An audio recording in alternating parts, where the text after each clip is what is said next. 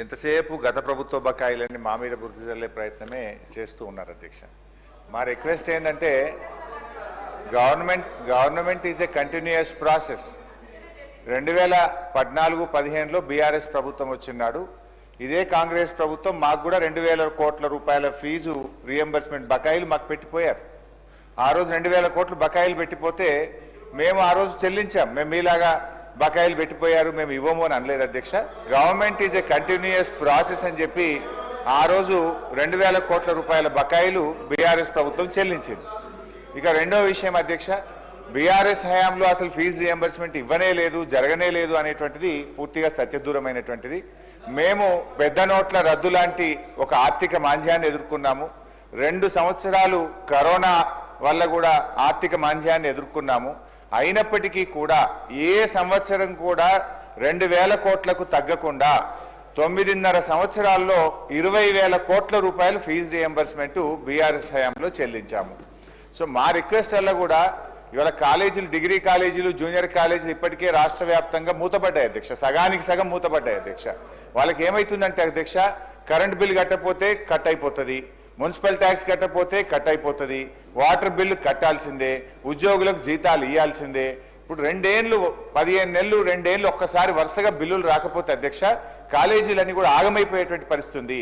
Final year students కు సర్టిఫికెట్లు రాక పిల్లల విద్యా సంవత్సరాన్ని కూడా కోల్పోయే పరిస్థితి ఉంది. ఇక్కడ ఒక విషయం కూడా సీతక్క గారు మా హయాం అన్నారు. యాక్చువల్లీ నేను కూడా ఫైనాన్స్ మినిస్టర్గా పనిచేసిన అధ్యక్ష. మాకేముంటుండే అంటే అధ్యక్ష, ఈ రైతు బంధు జూన్ జూలైలో ఒక 7,000 కోట్లు ఇచ్చేవాళ్ళం. నవంబర్ డిసెంబర్లో 2వ విడత రైతు బంధు 7,000 కోట్లు ఇచ్చేవాళ్ళం. ఎప్పుడైనా నేను కూడా డిసెంబర్లో మీటింగ్ పెట్టి జనవరి, ఫిబ్రవరి, మార్చ్ ఈ 3 నెలల్లో ఫీజు రియంబర్స్మెంట్ ఇచ్చేవాళ్ళం. ఎందుకంటే 2 సార్లు రైతు బంధు పోయినప్పుడు ఫైనాన్స్ మీద కొంత ఒత్తిడి ఉండేది. 2వ విడత రైతు బంధు అయిపోయిన తర్వాత జనవరి, ఫిబ్రవరి, మార్చ్ నెలల్లో ఎప్పుడైనా ఫీజు రియంబర్స్మెంట్ ఇద్దాం. మీరు వచ్చారు, అప్పుడు ఎగ్జాక్ట్గా అదే టైంలో మీ గవర్నమెంట్ వచ్చింది. కానీ పోయిన జనవరి, ఫిబ్రవరి, మార్చిలో ₹1 కూడా ఇవ్వకపోవడం వల్ల ఇవాళ ఇది పేరుకుపోయిన పరిస్థితి ఏర్పడ్డది.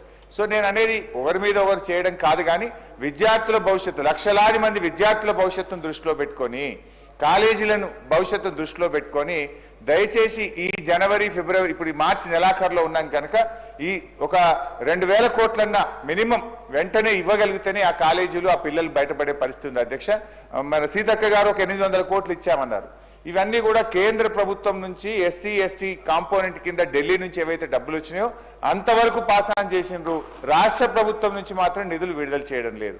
మీరు బడ్జెట్లో పెట్టారు, మొన్న బడ్జెట్లో పెట్టిందన్న ఈ మార్చ్ 31 లోపు తప్పకుండా విడుదల చేసి ఆ విద్యార్థుల భవిష్యత్తును, కాలేజీల భవిష్యత్తును కాపాడాలని మీ ద్వారా ప్రభుత్వాన్ని కోరుతున్నాం. గౌరవ మంత్రి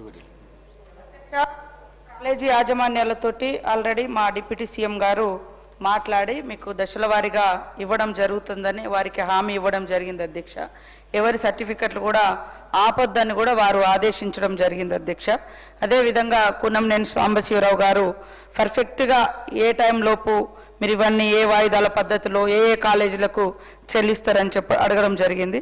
తప్పకుండా దశల వారీగానే వాళ్ళను సంతృప్తిపరిచే విధంగా యాజమాన్యాలకు చెప్పడం జరిగింది. మాకు కూడా మేము వచ్చి రాగానే మరి అప్పులే కాకుండా 21,000 కోట్ల రూపాయలు ఒక రైతు రుణమాఫీకే అత్యధికంగా నిధులు కేటాయించడం మూలంగా కూడా మిగతా శాఖలకు కొద్దిగా బర్డెన్ పడ్డ మాట వాస్తవం. అది ఇప్పుడు రాబోయే కాలంలో అంతా బర్డెన్ ఉండదు కాబట్టి ఖచ్చితంగా తొందరలోనే చెల్లిస్తాం. దాదాపుగా 1,200 కోట్లకు పైగా టోకెన్స్ కూడా రైజ్ చేసి పెట్టడం జరిగింది అధ్యక్ష. మరి గవర్నమెంట్ ఇప్పటి వరకు కూడా 2 దఫాలుగా ఒకసారి 6,565 కోట్ల 55 లక్షలు, ఒకసారి 764 లక్షల 57, ఒకసారి 764 కోట్ల 57 లక్షలు కూడా ఇవ్వడం జరిగింది అధ్యక్ష. కాబట్టి ఈరోజు మేము పెండింగ్ పెట్టాలని లేదా ఆపాలని, విద్యార్థులకు భారం కావాలని మాకు ఎట్టి పరిస్థితులు లేదు సార్. ఈరోజు విద్య అనేది మనకు ఎంతో అవసరం. అవే మన విద్యార్థులే నేటి మన మానవ వనరులు. కాబట్టి ఖచ్చితంగా అవన్నీ క్లియర్ చేసే ప్రయత్నంలోనే కొద్దిగా డిలే అయింది. అందులో కూడా మీరు పెట్టినే మళ్ళీ మీరు పెట్టిరని అంటారు. అరే మీరు చేస్తేనేమో గొప్పగా చెప్పాలంటారు, మీ తప్పులు అడుగుతూనేమో అడగొద్దు అంటారు. అరే మేము కూడా కడుతున్నాం, మేము కట్టలేదు అంటే కదా మీరు బాధపడాలి. ఇది విద్యార్థులది, ఇది విద్యార్థుల కోసం కాబట్టి అందుకనే బాధ్యత ఉన్నటువంటి నాయకుడిగా మా డిప్యూటీ సీఎం గారు పిలిచి వాళ్ళతో మాట్లాడి మా సిచ్యువేషన్ ఇది ఉందయ్యా, మీరు విద్యార్థులను ఇబ్బంది పెట్టకండి అని వాళ్ళతో మీటింగ్ పెట్టడం జరిగింది, వాళ్ళకు అష్యూరెన్స్ ఇవ్వడం జరిగింది. కాబట్టి మేము ఆపుతామని అనడం లేదు, ఇస్తున్నాము. ఎస్, కంటిన్యూస్ ప్రాసెస్ అదే బిల్స్ అనేది. కాబట్టి ఖచ్చితంగా దశల వారీగా తొందరలో ఇవ్వాలని మా సీఎం గారు కూడా ప్రత్యేక ఇంట్రెస్ట్ తోటే ఉన్నారు. ఆ గతంలో ఒకసారి ప్రకటించి కూడా ఉన్నారు, తొందరలోనే క్లియర్ చేస్తామని. ఆ మాటను తొందరలోనే నిజం చేసుకుంటామని తెలియజేస్తా ఉన్నాం. Serial number 4, question number 815, Sri Lakshmikanta Rao Tota and others. Incentive to women entrepreneurs. Minister for Industries and Commerce. అధ్యక్ష, మొదటి ప్రశ్నకు జవాబు అధ్యక్ష. టీ ఐడియా పథకం క్రింద జనరల్ కేటగిరీ కోసం పెట్టుబడి మొత్తం 15% చొప్పున పెట్టుబడి సబ్సిడీని 20 లక్షల వరకు పరిమితం చేయబడింది అధ్యక్ష.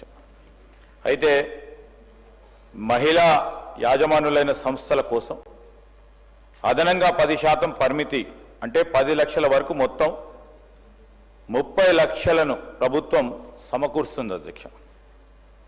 అదేవిధంగా స్టాంప్ డ్యూటీ, ట్రాన్స్ఫర్ డ్యూటీపై 100% రియంబర్స్మెంట్ కార్యక్రమం అధ్యక్ష.